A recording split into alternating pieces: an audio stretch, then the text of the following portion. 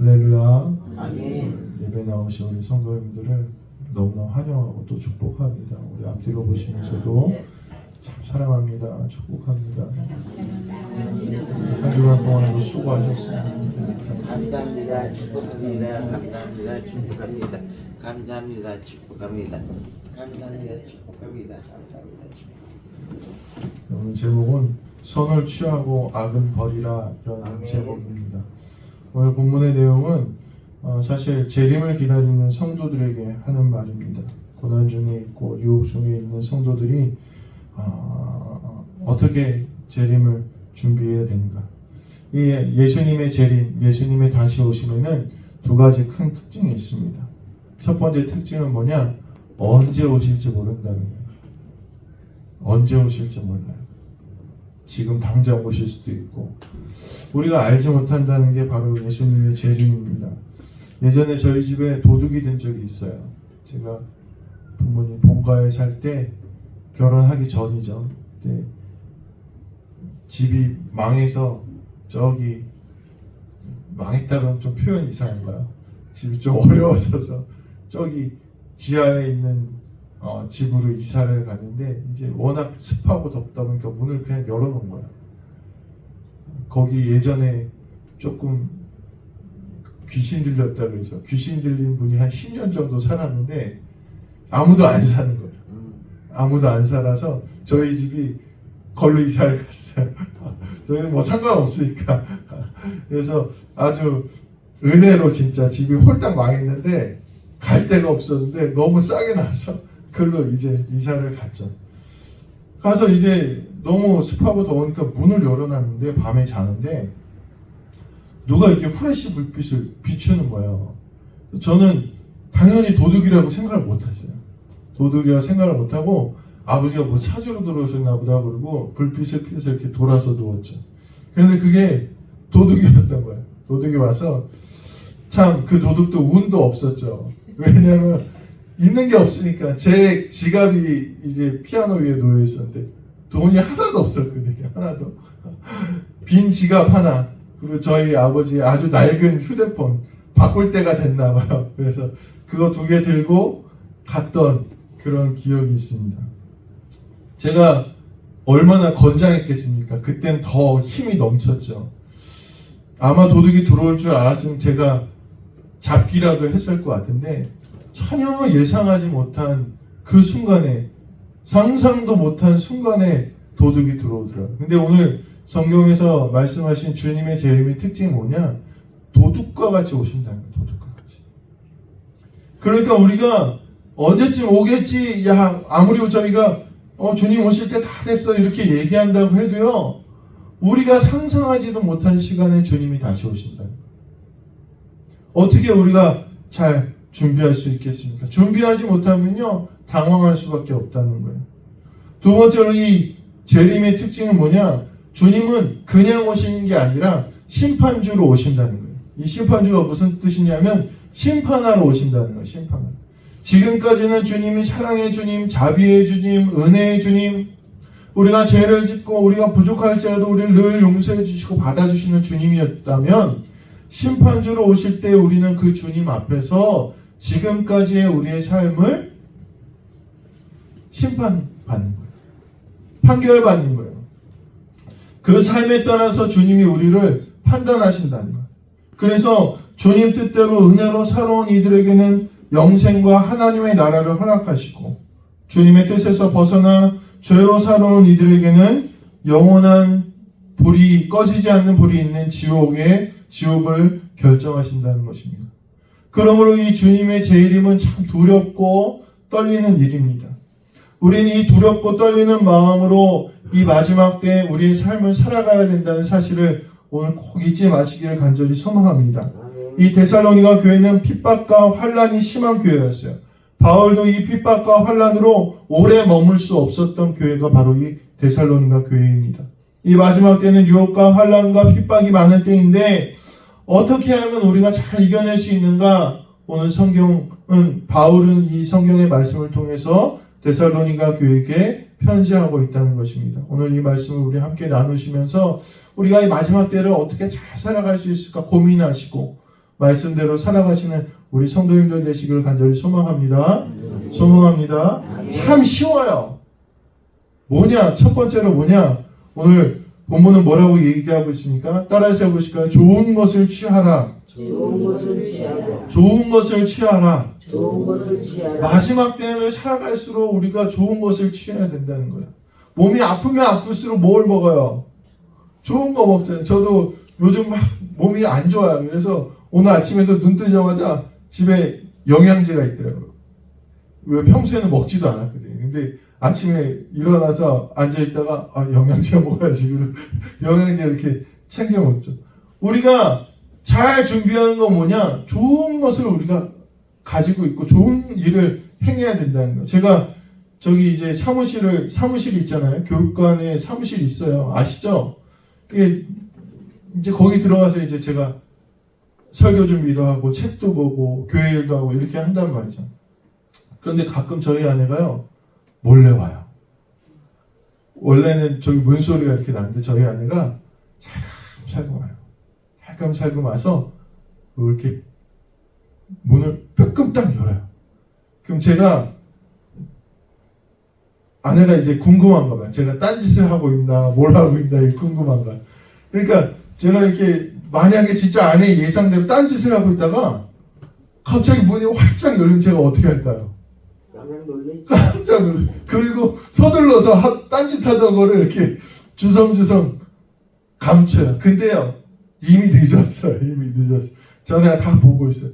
이미 문에서부터 귀를 이렇게 듣고 있어요. 뭐 하고 있나. 그래서 문을 활짝 열면 제가 막 서둘러서 정리하면요 그럴 줄 알았다는 듯이 저를 이렇게 쳐다봅니다. 그럼 제가 얼마나 부끄러운지 몰라요. 그런데 반대로 제가 막 책을 열심히 보고 있고요. 설교 준비 막 하고 있고 막 이것저것 찾고 있고 교회를 하고 있으면요. 아내가 문을 열고 이렇게 빼꼼 열다 탁 열어도요. 제가 당황할까요? 안 당황할까요? 당황하지가 않아요. 그리고 오히려 아유 지금 뭐 하는 거야? 나 지금 설교 준비하고 있는데 책 보고 있는데 방해되게 얼른 가! 이렇게 당당하게 얘기할 수가 있더라고요. 좋은 학생은 어떤 학생일까요? 공부를 열심히 하는 학생이 좋은 학생이고 좋은 아버지는 아버지의 역할을 잘하는 아버지일 겁니다. 열심히 하는 아버지일 겁니다. 그러면 좋은 성도는 뭘까요? 주님이 말씀하신 것, 주님이 주시겠다고 약속하신 것, 주님이 하라고 하신 것을 열심히 하는 성도는요. 언제 어디서 어느 때에 주님이 오신다고 할지라도요. 화들짝 놀라고 내가 지금 하던 걸 감추는 게 아니라 언제 주님이 오신다고 할지라도 주님 나 지금 이렇게 살고 있습니다. 주님 나 이렇게 지금 주님의 일 가운데 최선을 다하고 있습니다. 이렇게 얘기할 수 있게 된다는 것입니다. 오늘 본문의 앞절에서는 항상 기뻐하며 쉬지 말고 기도하며 범사에 감사하며 성령을 사모하며 하나님의 말씀을 쫓아 살라고 얘기하고 있습니다. 그게 좋은 것이라는 거예요. 오늘 우리가 마지막 때를 살아가는 주님의 재림을 기다리는 성도들은 이 좋은 것들을 해야 된다는 거예요. 열심히 해야 된다는 거예요. 이 좋은 것들을 사모하고 기도하고 기뻐하고 감사하고 살아가면 언제 주님이 오시든지 간에 우리는 그 주님을 기쁘게 맞을 수 있는 성도가 될 수 있다는 것입니다. 사랑하는 성도 여러분, 좋은 것을 취하는, 좋은 것을 바라는, 좋은 것을 힘쓰는 우리 성도님들 되시길 간절히 소망합니다. 오늘 말씀은 더욱이 범사에 헤아려 이렇게 이야기하고 있습니다. 이 범사에 헤아려는 뭐냐?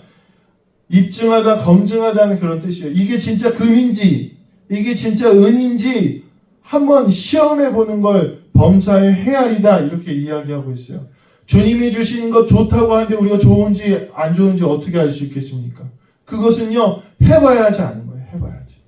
열심히 살아봐야 아는 거예요. 사모해봐야 아는 거예요. 그래야지 이게 진짜 좋은지 나쁜지 알 수 있다는 말씀입니다. 좋은 것을 취하면 우리 가운데 놀라운 변화가 일어납니다. 좋은 것을 사모하고 바라면 우리 가운데 아름다운 변화가 일어납니다. 미국의 레이몬드 릴리라는 아주 난폭한 흑인 청년이 있었습니다. 그는 그 마을에서 문제의 걸치덩이였어요. 그런데 그 마을에 목사님이 한 분 계셨는데 이 흑인 청년, 남북한 청년의 입장에서는 이 목사님이 너무 보기 싫은 거예요.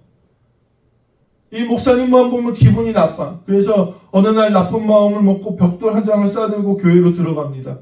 내가 오늘 이 목사님을 벽돌로 때려 죽이리라. 아주 악한 마음을 품고 이 교회로 들어갔는데 그날 예수님께서 그 청년의 마음에 찔림을 주셨어요. 목사를 치려던 그 돌이 자기의 마음과 심령을 치게 되고 그가 변화되게 되었어요. 그리고 수년 뒤에 이 릴리라는 청년은 선한 사마리아 흑인 릴리 목사라는 별명으로 불리게 되었습니다. 세계 최대 자선병원인 시카고 쿡스 카운티 병원에서 가난에 시달리고 어렵고 죽어가는 수천 명의 사람들을 헌신적으로 돌보는 목사가 되었던 것입니다. 이 릴리 목사가 이제 사명을 다하고 나서 하늘나라로 갈 때 그의 장례식에서 한 가지 특이한 물건이 있었습니다. 뭐겠습니까? 아주 손때가 묻은 그 벽돌이었던 거예요. 이 릴리 목사는 자기가 어려울 때마다 힘들 때마다 사명이 지쳐갈 때마다 이 벽돌을 붙잡고 울면서 기도했던 거예요. 그러니까 날마다 이 벽돌을 붙잡고 하나님의 선한 것을 사모하니까요. 하나님이 그를 아름답게 변화시켜 주셨다는 것입니다. 사랑하는 성도 여러분, 주님이 주시는 것은요. 날마다 나를 변화시켜 주십니다. 그것은 아름다운 변화입니다. 우리가 살면서 검증 안 된 좋은 것들을 쫓아다니기도 하지만 정말 우리는 주님이 주신 것을 사모하고 그것을 헤아려서 정말 이게 좋은 거구나. 이게 나를 변화시키는 거야. 이 체험이 오늘 우리 마지막 때를 살아가는 성도들에게 있어야 된다는 것입니다. 사랑하는 성도 여러분, 오늘 주님이 주시는 좋은 은사들을 찾아서 한번 검증해 보시고 그것이 나를 얼마나 변화시키는지 한번 돌아보시고 그 은혜로 살아가시게 되길 간절히 소망합니다. 주의 은혜를 경험하지 못하면 절대로 좋은 믿음의 자녀가 될 수 없습니다. 세상의 좋은 것들보다 주님의 은혜를 날마다 사모하며 살아가는 사람들이 바로 이 마지막 때를 살아가는 성도입니다. 오늘 날마다 그 좋은 것들로 변화되시고 기쁜 은혜를 깨달아 가시는 우리 모든 성도님들 되시기를 주님의 이름으로 간절히 축원합니다. 두 번째로 오늘 우리는 좋은 것을 취하고 악은 어떤 모양이라도 버리라. 그렇게 오늘 본문은 이야기하고 있습니다. 참 간단하죠? 마지막 때를 살아가는 우리는 어떻게 해야 된다고요? 좋은 것, 하나님이 주신 것을 사모하고 반대로 어떻게 하라고요? 악은 어떤 모양이라도 버리라. 이 버리는 것은요, 본문의 원어의 뜻을 보면요, 스스로 제한하고 스스로 삼가는 거예요. 그러니까 버린다는 건 내가 결단하고 내가 스스로 생각하고 제한해서 그것을 멀리하는 것을 의미합니다. 예를 들어서 우리가 병원 경험이 있으실지 없을지 모르겠는데 중환자실에 한번 들어가 보셨습니까? 제가 예전에 저희 아동부 아기가 교통사고를 당했어요. 네 가족이었는데 제 막내는 이제 그 사고로 그만 죽고 말았고 첫째가 저희 아동부 학생이었는데 머리를 크게 다쳤어요. 아주 크게 다쳤어요. 머리뼈를 닫을 수 없을 정도로 열어놓을 정도로 크게 다쳤어요. 그래서 너무나 안타깝고 슬퍼서 맨날 이렇게 병원에 찾아갔는데 그 중환자실에 들어갈 때 보면요 어떻게 들어가는 줄 아세요? 정말 위급한 환자들, 중요한 환자들은요 옷을 입어요. 옷을 입고 장갑을 끼고 머리를 싸매고요 소독하는 방에 들어가서 소독을 다 하고 들어갑니다. 들어가서 그 아이를 붙잡고 기도하는데요 참 말이 안 나오더라고요. 결국은 그 아이가 다 났어요. 저희는 다 죽을 줄 알았거든요. 근데요 그때 이제 전 성도들이 함께 기도하고요 막 하니까요 이제 나오긴 나오는데 후유증이 있어서 장애가 있더라고요. 이제 말도 어눌해지고 생각도 잘 못하고 그래서 하나님 이 아이 좀 고쳐주셨으면 좋겠다고 기도했는데 한 2년 전 3년 전에 저희 교회에 왔어요. 여기 교회 찾아왔어요. 근데 제가 그 아이 보고 얼마나 울었는지 몰라요. 다 났더라고요. 멀쩡해졌어요. 야 하나님. 아무튼 들어가는데요. 그 중환자실 들어갈 때 우리가 그냥 들어갈 수 있겠습니까? 아니 난 괜찮아. 아니 난 잘 씻고 왔어요. 그리고 들어갈 수 있겠습니까? 그 아이를 위한다면 거기 병원에서 하라는 대로 다 하지 않겠습니까? 조금 귀찮아도 조금 어려워도 힘들어도요. 혹여나 잘못될까 장갑을 꼼꼼히 끼고 준비하고 그렇게 혹여나 빠진 것이 없을까 점검하고 그렇게 들어가지 않겠습니까? 왜 그렇습니까? 작은 세균 하나도요. 그 환자에게는 위중한 위험이 될 수 있다는 그 사실 때문입니다. 옆교회 목사님이요. 커피 한잔 하러 오셨는데 대접하면서 얘기하는데 한참 고생하셨다는 거예요. 중이염 때문에 고생하셨다는 거예요. 그래서 목사님 왜 갑자기 중이염이에요? 그랬더니 목사님이 면봉으로 귀를 이렇게 청소하셨는데 그 면봉 얼마나 부드러워요. 그렇죠. 근데 그 면봉의 그 털실 때문에 살짝 긁힌 그 상처 하나가 그게 세균에 감염돼서 곰기 시작했다. 그래가지고요 얼마나 고생하셨는지 몰라요. 작은 상처 하나가 커지면요 온몸을 괴롭게 한다는 것입니다. 오늘 본문이 이야기하는 죄에 대한 자세를 볼 수 있는데 어떤 모양이라도 라는 단어가 나옵니다. 죄에 대해서는 우리가 아주 단호하게 살아가야 된다는 것입니다. 죄를 짓는다고 해서 아유 이 정도면 괜찮겠지 이 정도면 충분하지라고 살아가면 안 된다는 거예요. 요즘에 일본의 그 핵 폐기물 오염수가 굉장히 이슈가 되고 있지는 않습니까? 이슈가 되고 있잖아요. 어떻게들 생각하세요? 제가 여기서 정치적인 발언을 하면 안 되니까 뭐 다른 건 다 얘기하지 않겠습니다. 그런데요. 왜 이렇게 난리가 되고 있느냐? 사실요. 그 일본에서 버리는 오염수 그 양은요. 전체 바다에 비하면요. 티도 안 나는 양이에요. 티도 안 나는 양. 그렇죠? 그렇대요. 티도 안 나는 양이라고 합니다. 그런데요. 왜들 그렇게 난리가 납니까? 결국엔요. 그 작은 양이 계속되면요. 그 큰 바다도 돌이킬 수 없는 결과로 이끌어갈 수 있다는 그 사실 때문에 검증이 안 됐기 때문이에요. 그래서 많은 사람들이 거기에 걱정하고 우려하고 야 이제 소금 어떻게 먹냐 고등어 어떻게 먹냐 저한테 노르웨이에 있는 고등어는 괜찮냐 그렇게 물어보기도 한다는 것입니다.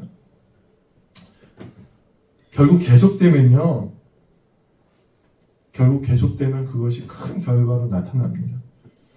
작은 죄의 모습도 계속되면요. 아무리 큰 바다와 같은 은혜도 바꾸게 됩니다.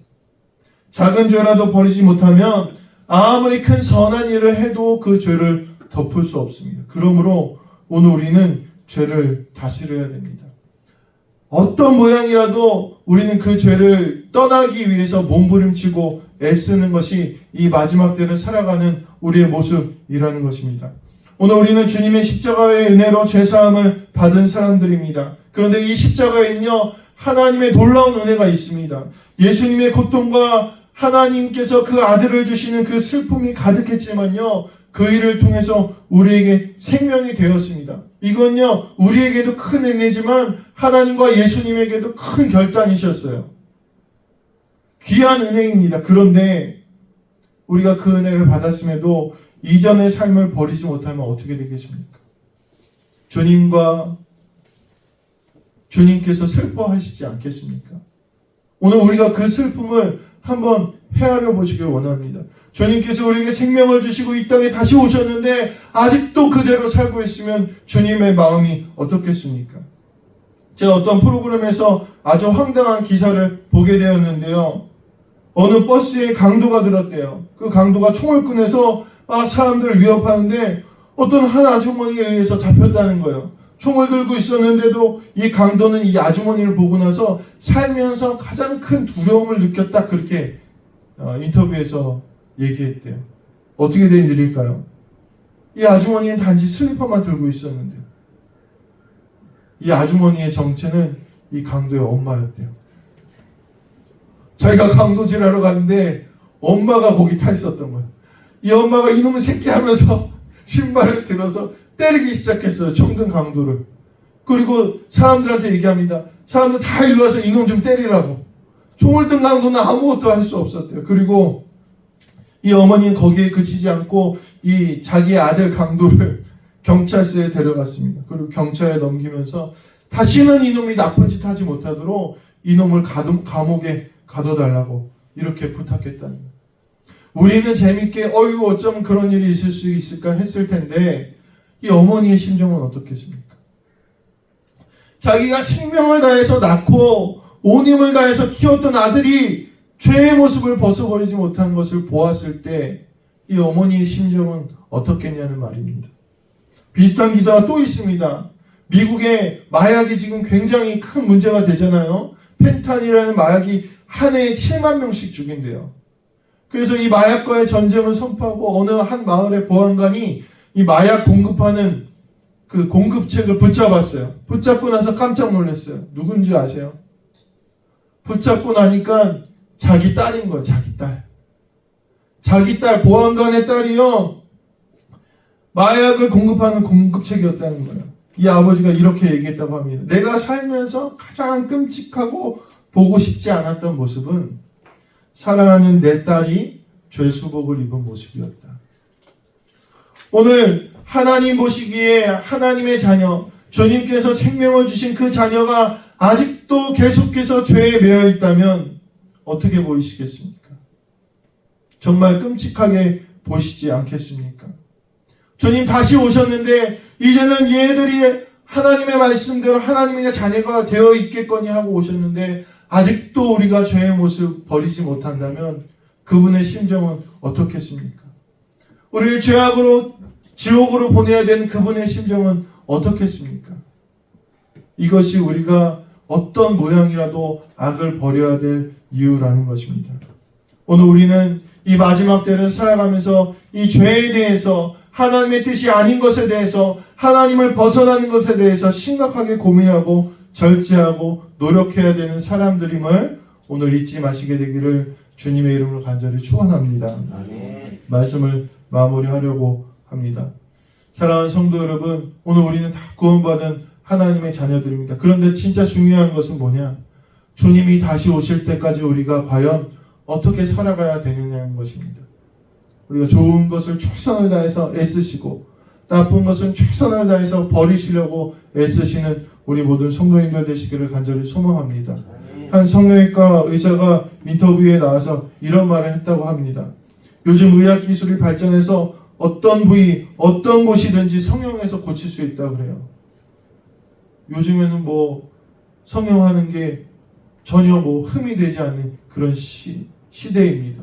그래서 가끔 보면은 저희 시온이 보면은 얘를 쌍꺼풀을 해줘야 되나 말아야 되나 눈이 좀 작잖아요. 그래서 해줘야 되냐 말아야 되나 그렇게 생각하기도 하는데 이 성형외과 의사가 다 고칠 수 있대요. 다 뭐든지 다 할 수 있대요. 그런데 한 가지 못하는 게 있대요. 한 가지 못하는 게 뭘까요? 한 가지 못 고치는 거. 그 사람의 눈빛은 바꿀 수 없대요. 눈빛. 이 눈빛은요 성형외과 의사도 도저히 못 바꾼다는 거예요. 그 사람이 어떤 인생을 살아왔는지 성형외과 의사가 그리는 거예요. 이 눈빛은 그 사람이 어떤 인생을 살아왔는지 그 사람의 정신 상태가 어떤지에 따라서 바꿀 수도 고칠 수도 없는 게 바로 이 눈빛이다. 그렇게 이야기하는 것을 들었습니다. 오늘 우리가 예수님을 믿는다고 하지만 주님을 기다린다고 하지만 우리는 어떤 모습으로 살아가고 있습니까? 결국 그 살아가는 순간순간의 삶의 모습이 모여서 내가 주님 앞에 설 때 다 드러나게 되어 있다는 것입니다. 한순간에 판가름 나는 것이 아니라 내가 그동안 살아왔던 내 인생들이 주님 앞에 쌓이고 쌓여서 주님 오실 때 다 숨길 수 없이 드러나게 된다는 것입니다. 그렇기 때문에 바울은 매 순간 성도들을 향해서 좋은 것을 취하고 악한 것을 버리는 삶을 살아가라고 말하고 있다는 것입니다. 사랑하는 우리 성도님들, 오늘 우리의 하루하루 삶의 순간순간은 어떻게 살아가고 계십니까? 때로는 좋은 것은 별로 취하지는 않지만 악한 것을 조심하기도 하고 때로는 좋은 것을 취하면서도 악한 것을 조심하지 않는 그런 삶은 혹시 아닙니까? 오늘 함께 돌아보시면서 우리 이 사실 하나를 잊지 마시기를 간절히 소망합니다. 한 주간 사시면서 내가 주님 주시는 좋은 것, 주님이 나에게 주시려고 하시는 그 좋은 것을 함께 누리며 변화하며 은혜를 사모하며 살아가시며 또 주님이 싫어하신 악한 것은 내가 그 어떤 모양이라도 버릴 수 있는 단호함으로 살아가실 때 오늘 우리는 주님이 언제 오시든지 간에 주님 어서 오십시오. 주님 내가 주님의 부르심을 받겠습니다. 이렇게 살아갈 수 있는 것입니다. 이런 담대함과 은혜가 있는 삶을 살아가시는 우리 모든 성도님들 되시기를 주님의 이름으로 간절히 축원합니다. 세상에 좋은 것보다 주님 주시는 좋은 것을 사모하시고 아주 조금의 악이라도 허용하지 않는 그런 단호함으로 살아가실 때 오늘 주님께서 우리 성도님들의 삶에 아름다운 열매를 허락하실 줄 믿습니다. 그런 은혜가 함께 하시기를 주님의 이름으로 간절히 축원합니다. 우리 말씀을 기억하시면서 우리 함께 기도하실 때 하나님 내가 주님 다시 오신다는 사실을 꼭 기억하게 하시고 이 마지막 때에 주님을 잘 맞이할 준비를 하는 귀한 주님의 자녀 될 수 있게 해달라고 우리 다 같이 말씀을 기억하시면서 합심하여 기도하시겠습니다. 은혜로우신 주님 감사합니다. 오늘 말씀을 통하여 이 마지막 때를 살아가는 하나님 우리들 향하여 주님 주시는 말씀을 듣습니다. 우리가 좋은 것을 취해야 되는데 오늘 우리 세상의 것들을 바라보지는 않습니까? 악한 것을 어떤 모양이라도 버려야 되는데 용납하고 허용하고 타협하고 있지는 않습니까? 주님 두렵고 떨리는 마음으로 이 말씀을 받게 하시고 이 시간 이후로 살아갈 때는 하나님 주시는 좋은 것을 사모하고 은혜를 사모하고 항상 기뻐하고 하나님 감사하고 범사에 하나님 주님을 찬양할 수 있는 우리들 될 수 있도록 또 그 은혜가 주는 아름다운 열매를 맺을 수 있는 우리 모든 성도님들 되게 하시며 악한 마귀 사단의 권세와 아버지의 유혹과 시험이 있을 때 예수 그리스도의 십자가를 붙들고 승리하며 이겨낼 수 있는 우리 모든 성도님들 되어서 주님 오실 때 착하고 충성된 종이라 칭찬받는 우리 모두가 될 수 있도록 주님 역사하여 주시옵소서.